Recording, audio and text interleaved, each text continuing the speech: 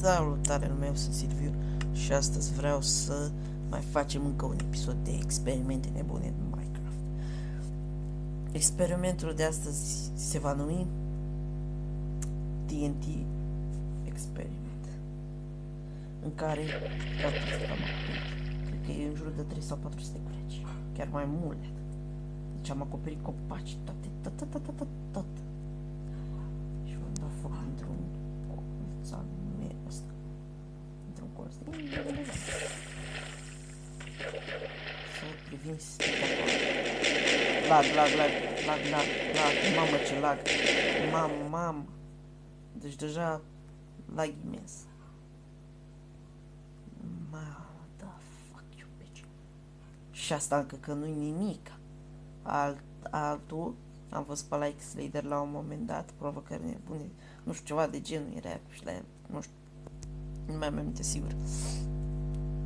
Au luat o mapă de pe internet, o mapă care era o bilă, cred că, aoleu, nu știu, nu pot să zic cam câte așa erau pe bila aia. Haideți să mai facem. Pentru că de ce nu?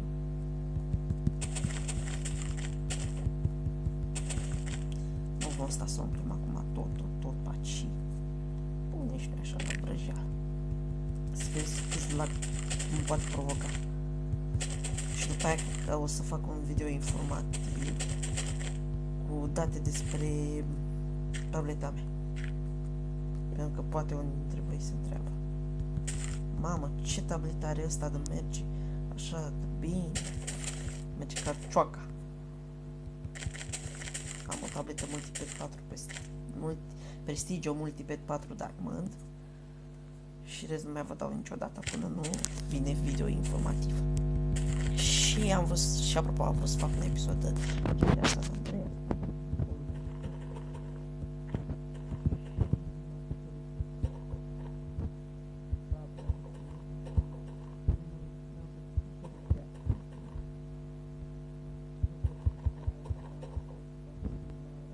Și cred că voi deja știți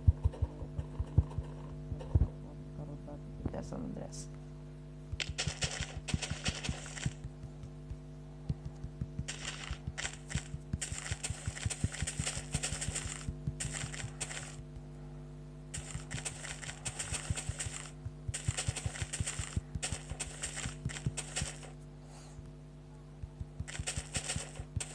Și tot mai bine că se face și noapte și vom putea să stăm să vedem spectacolul cu luminețe.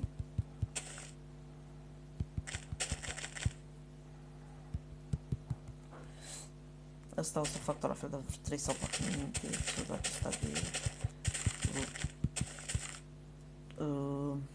creații nebune, de creații de experimente nebune în Minecraft.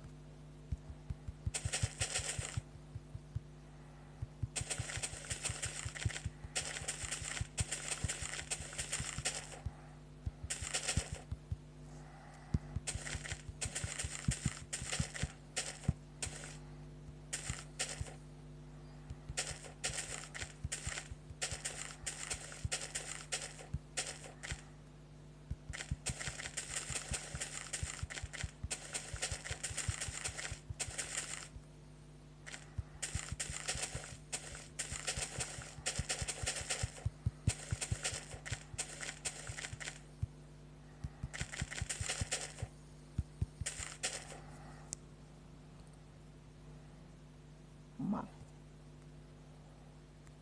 Vom da foc la...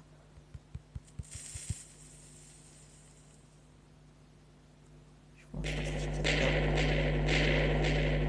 Păi, petarde! Mamă! Cred că așa s-a inventat Minecraft. A făcut TNT bloc, a făcut bucăleata cu apă și-a umplut toată lumea cu apă, vreo 3 minute. Și după aia sub apă punea foarte multe TNT-uri. Știi? Și pac, s-a subteranat apa, s-a fier. Mamă, dacă aș fi fost pe o mapă de survival, fierul ăla m-ar fi trebuit foarte mult. Haideți să urmăm așa până mapă, până apă, să ce putem găsi. Pentru că am auzit că sunt foarte multe lucruri. Care este negru complet. Pentru că, de ce nu? Pentru că este noapte. Da, și cam asta este tot. Eu am fost Silviu. Goodbye.